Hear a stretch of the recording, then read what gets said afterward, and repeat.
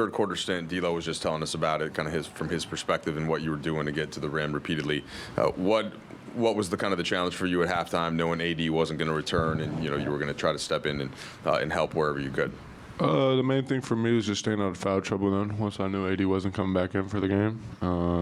Because, if I got into foul trouble, then we really wouldn't have much after. So that was just the biggest thing for me, is just keep my hands up and just trying to give the guys as much energy as I can, because I know it's big shoes to fill.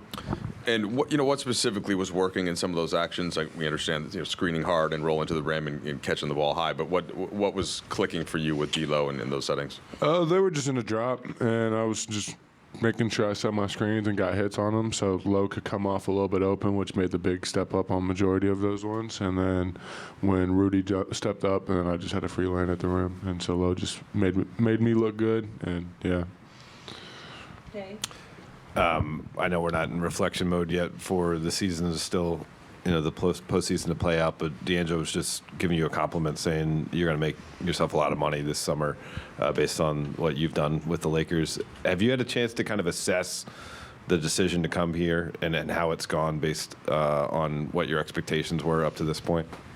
This offseason, I definitely had a few options, and one of the main reasons why I wanted to come here was to play with great players like that, like Low, like Brian, like AD, Austin, and just be able to play pick and roll with guys like Low and Austin and LeBron. And so, I feel like this was the best choice for me, and I'm definitely don't regret it. Jaxson, when you get to the gym and you learn, it's a big game, and you know what you guys have been fighting through with the road trip and stuff, and you learn that, LeBron's got the flu or he's sick and he's not able to play, and then AD gets knocked out of the game. Does that deflate the team at all? Just because you guys are, I know the mindset was to finish 4-0 and kind of keep climbing. Was there any sort of did that kind of knock you guys back a little bit, and then you had to kind of refocus?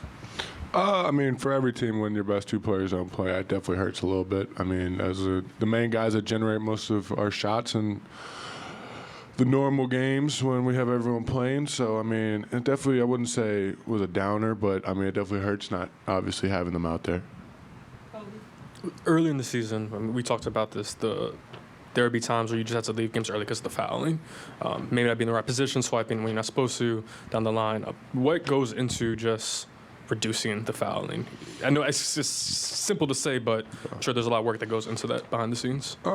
Really just knowing what positions you got to be in, getting your spots early, just watching a lot of film. That was the main thing for me, was watching a lot of film.